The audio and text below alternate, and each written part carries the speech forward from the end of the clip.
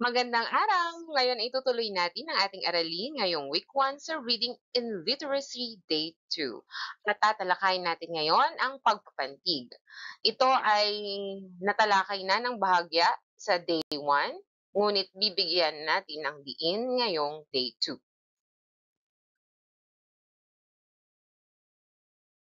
Ano-anong bahagi ng katawan ang aking ipapakita? Ituro niyo ito. Ilong. Asaan ang inyong ilong? Magaling. Mata. Nasaan ang inyong mata? Mahusay. Bibig. Nasaan ang inyong bibig? Magaling. Tainga. Nasaan ang inyong tainga? Magaling. Ulo. Ituro nyo nga ang inyong ulo. Mahusay. Leeg. Asan ang inyong leeg? Magaling. So, ang leeg ay sa pagitan ng ating balikat at ulo.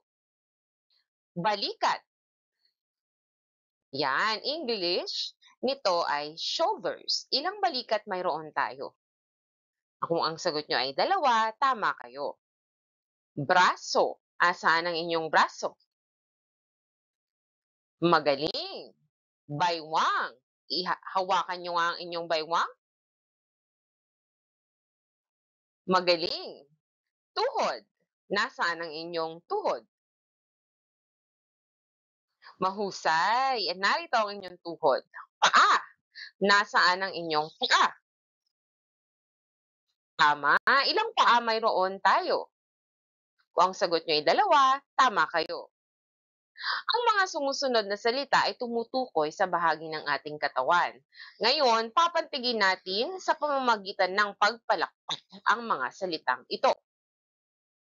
Ta, i, nga. Ipalakpak nyo nga. Ta, i, nga. Ilang pantig mayroon ito? Tama, 3. Da, li, ri.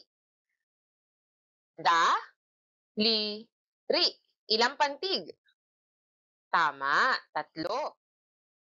Kamay. Ka, may. Kamay. Ilang pantig? 2. Paa. Pa, a. Paa. Ilang pantig?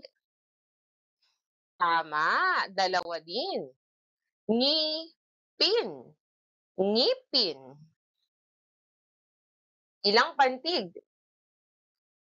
Kung ang sagot ay 2, tama kayo. Mata. Mata. Ilang pantig mayroon ang mata? Tama. Ilong. Ilong. Ilang pantig mayroon ang ilong? Kung ang sagot nyo ay 2, tama kayo. Dila. Dila. Dila. Kung ang sagot nyo ay 2, tama kayo. Ang pagpapantig ay paghahati-hati ng mga salita ayon sa bigkas o bugso ng tinig.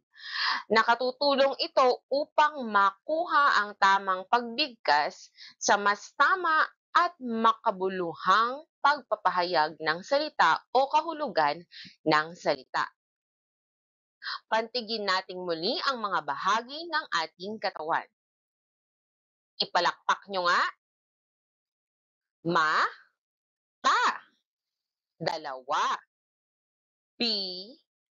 Big. Bibig. 2. Tainga. Tainga. 3. Ulo. Ulo. 2. Leeg. Leeg. 2. Balikat. Balikat. 3. Daliri. Daliri. 3. Braso. Braso. 2. Baywang. Baywang, dalawa. Tuhod. Tuhod, dalawa. Ta. Ang pantig ng salita ay nakatutulong sa tamang pagbigas nito. Mas maiintindihan ng nagsasalita kung saan dapat tumigil sa pagbigkas ng salita. Sa pamamagitan ng pagpapantig, mas madaling maunawaan ang kahulugan ng bawat bahagi ng salita. Ito ay nagbibigay ng mas malalim na pag-unawa sa struktura ng mga salita. Ang pagpapantig ay nagbibigay daan sa mga mag-aaral na mas madaling matutunan ang tamang pagbaybay at pagbuo ng mga salita sa pagsulat. Alamin kung ilang pantig ang bawat salita. Isulat ang bilang nito sa inyong sagutang papel o maaari niyong sabihin, i-post ang video para mabilang ang pantig at saka sabihin. Kapatid. Ilang kayang pantig ang kapatid? Kapatid. Kung ang sagot ninyo ay 3, tama kayo. Pamilya. Pamilya. Ilang pantig? Kung ang sagot niyo ulit ay 3, tama kayo. Bahay. Bahay. Ilang pantig? Tama, 2. Guro. Guro. Ilang pantig? Tama, 2. Magulang. Magulang. Ilang pantig? Kung ang sagot nyo ay 3, mahusay. Tama kayo.